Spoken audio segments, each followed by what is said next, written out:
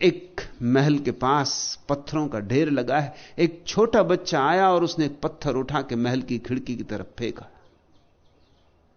पत्थर जब आकाश में उठने लगा तो स्वाभाविक था, आदमी तक जब भ्रांति में पड़ जाते हैं तो पत्थर को तो तुम क्षमा कर देना। पत्थर ने भी सपने तो बहुत देखे थे आकाश में उड़ने के। कभी तोतों की हरी पंक्ति निकल गई थी, कभी बगलों की सफेद पंक्ति निकल गई थी आकाश में, कभी दूर दूर उड़ती आकाश में बादलों के पार चीलें देखी थी। पत्थर के मन में भी सपने उठते थे कि कभी उड़ूं, कभी पंख फैलाऊं, मगर कैसे पत्थर पंख फैलाए, कैसे उड़े?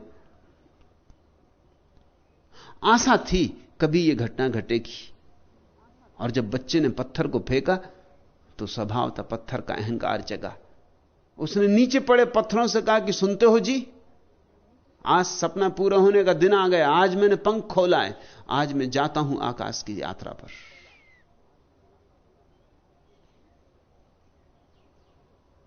नीचे पड़े पत्थर मन कसमसा के रह गए होंगे। दिल में तो उनके भी यही था, मगर हतभाग्य कि नहीं उनको यह घट पाया। ईर्ष्या से जल भुन गए होंगे, क्योंकि यह पत्थर अपने ही भीतर पड़ा था, कल तक अपने ही बीच पड़ा रहा सदियों सदियों से। आज उड़ने का सौभाग्य। इस जगत में कोई न्याय नहीं मालूम होता, अन्याय मालूम होता है। किस्मत ठोक ली होगी अपनी, सोचा होगा हम अभागे, परमात्मा हमारे साथ नहीं। यह पत्थर उड़ा जा रहा है, इंकार भी कैसे करते। और पत्थर की छाती फूल गई होगी जो उड़ रहा था, और जब जाके टकराया महल की कांच की खिड़की से और कांच चकनाचूर हो गया, तो पत्थर ने कहा मैंने 1000 बार कहा है कि मेरे रास्ते में कोई भी ना आए, नहीं तो चकनाचूर हो जाएगा। अब पत्थर ने कुछ कांच को चकनाचूर नहीं किया है, इसमें कृत्य कोई भी नहीं है।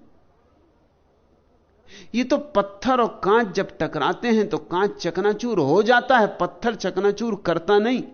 ये कोई कृत्य नहीं है, ये तो सिर्फ स्वभाव है। पत्थर और कांच का ये स्वभाव है कि टकराहट हो जाए तो पत्थर नहीं टूटता, कांच टूटता है। ये सिर्फ स्वभाव है, इसमें न तो पत्थर ने तोड़ा है न कांच टूटा है। ये बिल्कुल प्रकृति का नियम है। पत्थर चाहता भी तो भी कांच को बचा नहीं सकता था, तो फिर तोड़ने का क्या अर्थ जब बचा ही ना सकते थे। जब विवश थी घटना तो कृत्य नहीं बनती।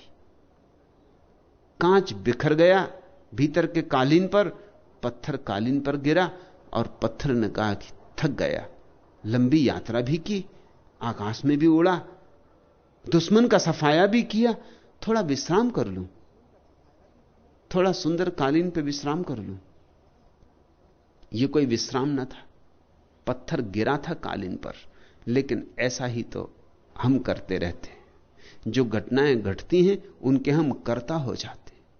लोग कहते हैं मैं श्वास ले रहा हूं, लोग कहते हैं कि मैं जी रहा हूं, लोग कहते हैं मेरा जन्म। तुम्हारा जन्म वैसे ही है जैसे किसी बच्चे ने पत्थर को फेंक दिया महल की तरफ। तुम फेंके गए हो जीवन में। किसने फेंक दिया उन हाथों का तुम्हें भी पता नहीं, क्यों फेंक दिया है इसका भी कुछ पता नहीं।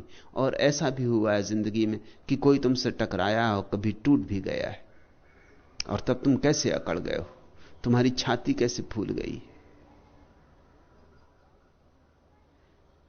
नौकर ने आवाज सुनी पत्थर की, कांच की टूटने की, भागा हुआ अंदर आया। तब तक पत्थर बड़ा विश्राम कर रहा था और सोच रहा था कि मेरे स्वागत में खूब तैयारियां की गई।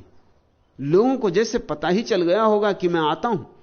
कालीन बिछा रखे हैं, धूप दीप जला रखे हैं, सुंदर सुबास उड़ रही है, फानूस लटका रखे हैं, बहुमूल्य पर्दे लटके हुए हैं। मेरे लिए सारा इंतजाम कर रखा है। हो भी क्यों ना, मैं कोई साधारण पत्थर तो नहीं हूं, आकाश में जो उड़ता है ऐसा पत्थर, जिसके पंख हैं ऐसा पत्थर, सदियों सदियों में ऐसा पत्थर होता है। मैं कोई साधारण पत्थर नहीं हूं, अवतारी पत्थर हूं। नौकर भागा हुआ आया, पत्थर को हाथ में उठाया फेंकने के लिए वापस, और पत्थर ने सोचा कि घर का मालिक आया, हाथ में लेकर स्वागत सम्मान कर रहा है, और नौकर ने पत्थर वापस खिड़की से फेंक दिया। और पत्थर ने कहा बहुत देर हो गई, घर छोड़े। ग्रह की बहुत याद सताती।